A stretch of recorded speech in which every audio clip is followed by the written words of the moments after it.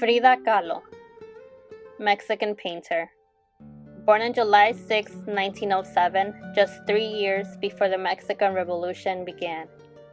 Frida contracted polio at the age of 6, and at 18, she was in a bus accident that would be responsible for the pain she would have to endure for the rest of her life. Frida's life was full of physical, as well as emotional pain, yet she never appeared weak. On the contrary, she always stood strong. To express her pain, she created approximately 200 paintings, sketches, and drawings. Some of her most known paintings are The Two Fridas and Self-Portrait with Thorn Necklace and Hummingbird. The focus of many of Frida's paintings are her relationship with Diego Rivera. Diego Rivera was a Mexican painter that played a big role in Mexico's muralist movement that happened between the 1920s and 1950s. Diego Rivera was a big deal in Mexico, which is why Frida sought his approval and criticism for her artwork. After Diego took a look at Frida's work, he immediately saw the potential in her as an artist and later as a wife. Frida and Diego got married in 1929. Frida's marriage with Diego is often described as turbulent and toxic because of the number of affairs both Diego and Frida had while married. Frida adored Diego so much that even after they got divorced in 1939, they remarried in 1940. Diego was everything to Frida. In her own words to Diego, "Love me a little, I adore you." And it is precisely that combination of love and pain that inspired Frida to paint about Diego.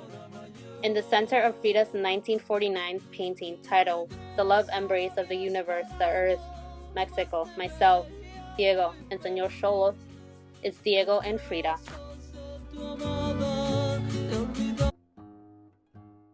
But before getting into the meaning behind this painting, here are some basic details about it. The love embrace of the universe, the earth, Mexico, myself, Diego, and Señor Xolos is an oil on canvas painting. Its dimensions are 28 inches by 23.8 inches. Today, it is part of Jock and Natasha Gelman's art collection in Mexico City, Mexico. To give you an idea of the size of the painting, here is a picture of Frida herself posing with the canvas. Prior to 1949, Frida Kahlo sketched the drawing of what would become this painting. This sketch is found in her diary on page 73, dating back to 1947. This sketch is one of the few images in her diary that she eventually turned into a painting. Like the sketch, the 1949 painting is a composition made up of 4 main characters. In the background, Frida incorporates a face that blends into the 2 different parts of the background, which are a dark side with a moon on the left and a lighter side with a sun on the right. In the middle of the painting, there are 3 additional figures below the face that blends into the background. From top to bottom, the first figure below the face is a large clay woman, green in color with very thick hair, and nude with one of her breasts lactating. Trees are growing out of this woman's body, and surrounding her there is plenty of vegetation. This clay woman is embracing Frida and Diego, who are below her. Frida is wearing a red dress and has her hair down.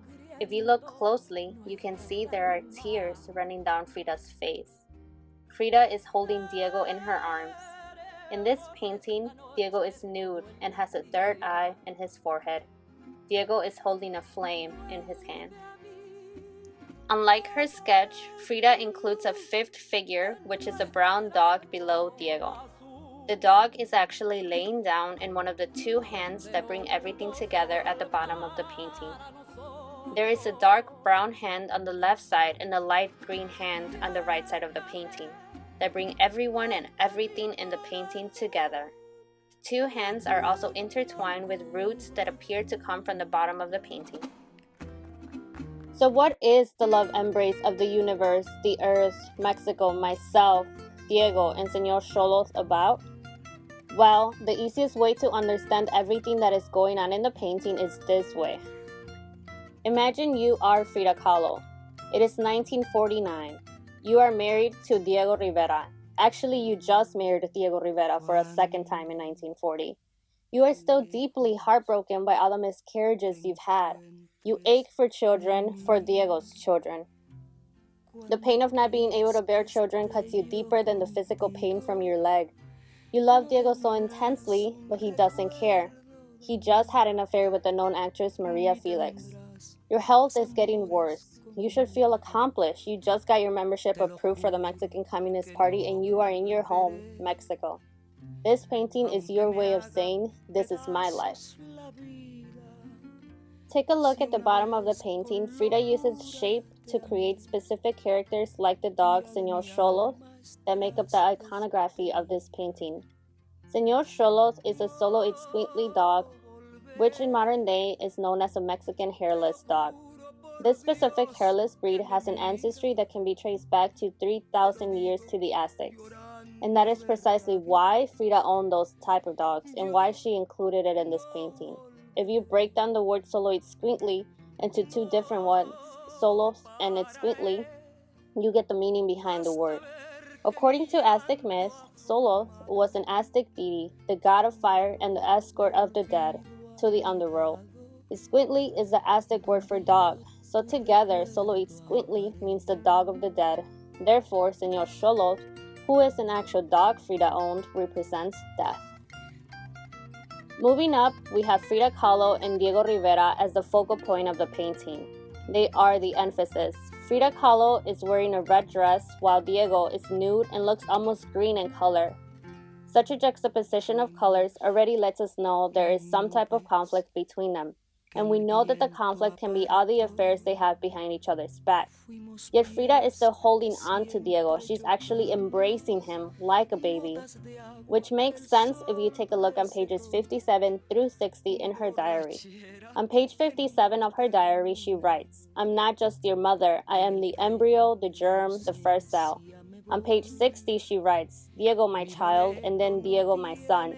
And even more telling is her diary entry on page 8, where she writes, "Every moment he is my child, my newborn babe, every little while, every day of my own self."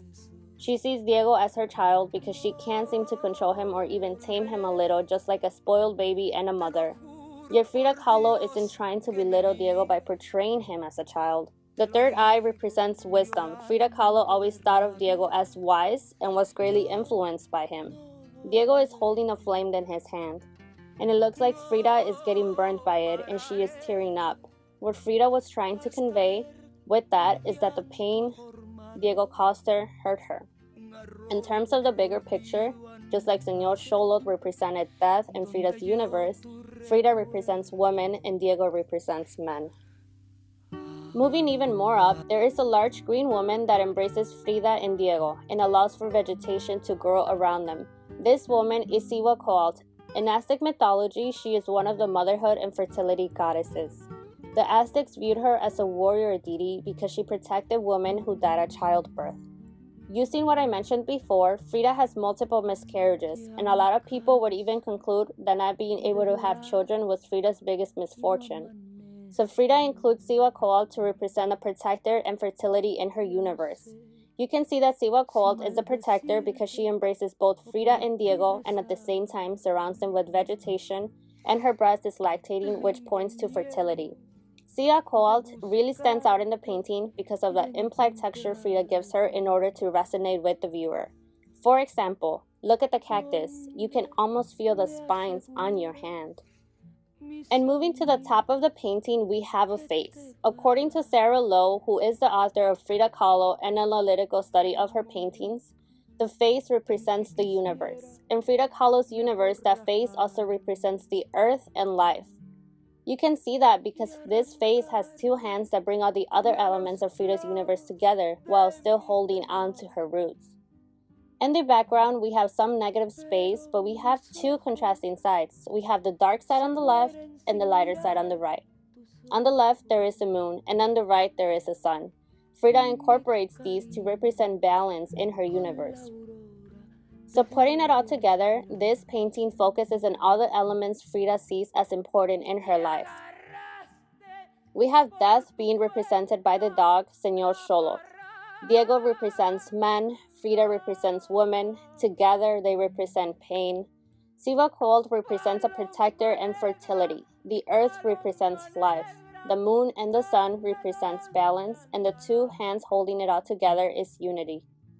Frida's, the love embrace of the universe, the earth, Mexico, myself, Diego, and Señor Xolotl is Frida's universe. This is my artwork. I titled it Árbol, or in English, tree. It is a photograph. My inspiration was Frida Kahlo.